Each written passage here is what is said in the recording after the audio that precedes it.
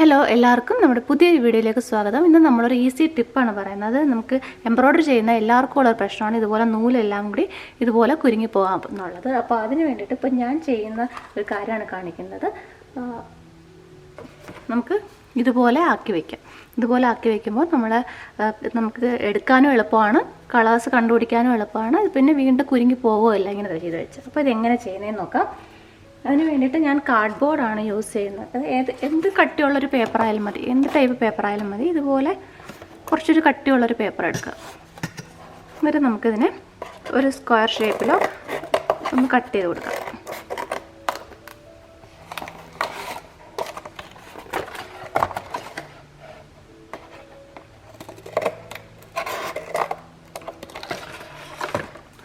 ഇതുപോലെ കട്ട് ചെയ്ത് കൊടുക്കാം.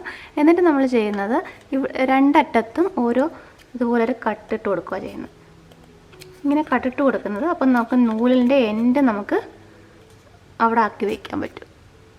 അപ്പോൾ വീണ്ടും അത് കുരുങ്ങി പോകത്തില്ല.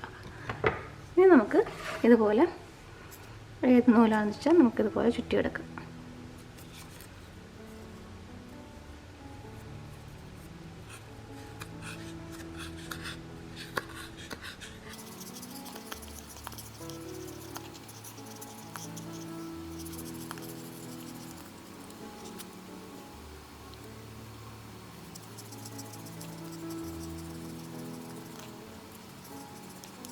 ഉണ്ടോ? ഇതുപോലെ ചുറ്റി കഴിയുമ്പോൾ ഈ എൻഡ് നമുക്ക് ഇതുപോലെ എടുത്ത് ഈ കട്ടിൽ ഇതുപോലെ വയ്ക്കാം.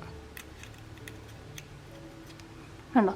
ഇപ്പോൾ ഇനി അത് ഇളകി പോവുകയില്ല. നമുക്ക് നന്നായിട്ട് സ്റ്റോർ ചെയ്യാനും പറ്റും. ഇതുപോലെ ബാക്കിയെല്ലാം ചെയ്തെടുക്കാം.